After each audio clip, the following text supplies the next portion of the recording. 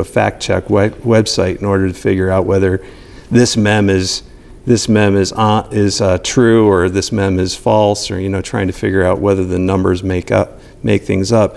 So there are ways for us to be able to keep people accountable with the facts. Right. What are some of those websites? I know, Amy, you had a. I actually have two resources at the Justice and Peace Resource Center.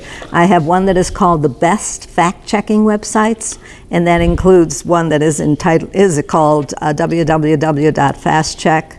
And there is the Kaiser Family Foundation runs one that deals with only healthcare issues, and there are a tremendous amount of problems and information there that they have researched. We have Media Matters, www.mediamatters.org, and they report on media reporting. Open Secrets from the Center for Responsive Politics, and PolitiFact, which comes from the Tampa Bay Times fact checker. And there's one called Pro-Con. If you want to see the pro and con of an issue, they put that up for you. And I also have that I could mail to anyone who would like it. I have a complete list of public policy website addresses, and that would include the website addresses for fact check as well.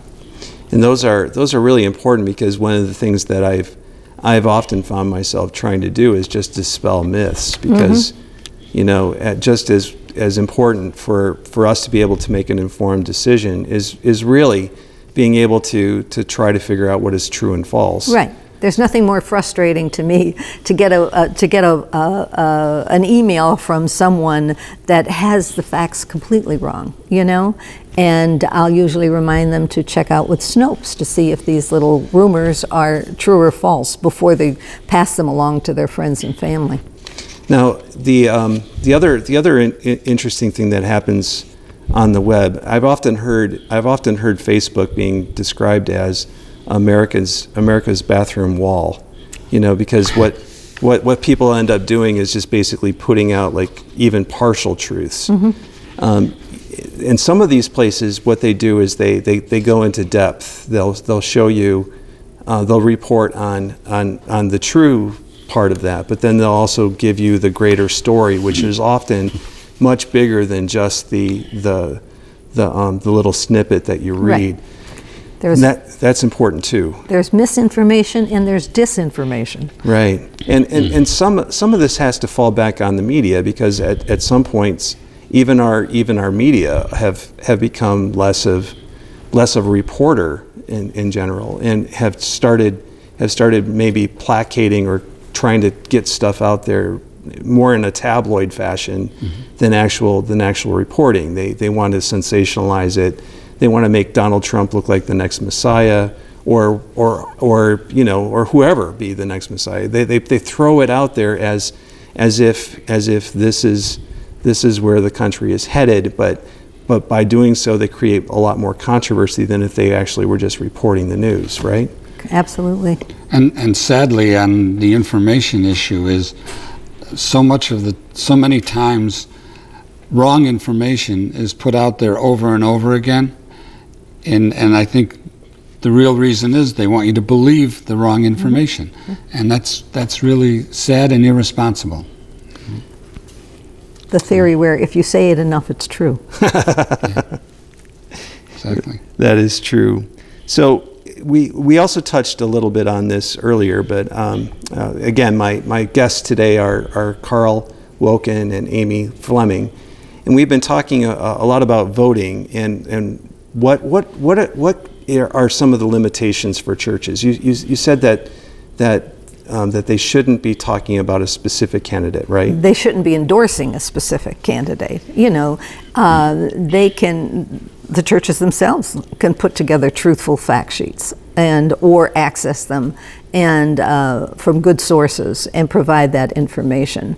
There are so many issues now. We still have health care and campaign finance reform and a legislation that didn't pass any significant legislation, and they're leaving after having major people jailed, and nothing on ethics, nothing on campaign finance reform, and so we have to demand it. We're entitled to it, and we have to demand it. We have to call them and take them to task. We got them hired. We can take care of making sure they don't be allowed to serve us while not doing anything. But when they do make that partisan switch and they endorse a candidate, Karl, you had found a case in Broome County where somebody had done that in the 90s, right? Yes, it was in 92. One of our local churches took out an ad in USA Today and the Washington Times, and the ad was to tell people not to vote for Bill Clinton because the church disagreed with his ideas. And so churches have to be very careful because they lost their tax exemption because of that, and they appealed it, but they lost the appeal also. So as Amy has said, churches can hand out information. They shouldn't tell you who not to vote for or who to vote for. And they have to be very careful as far as spending any kind of money on doing any of those activities. So. And nonprofits fall in the same boat too. Nonprofits are in the same boat. So any nonprofit like the Council of Churches can't endorse or defame or tell people not to vote for someone. Mm-hmm.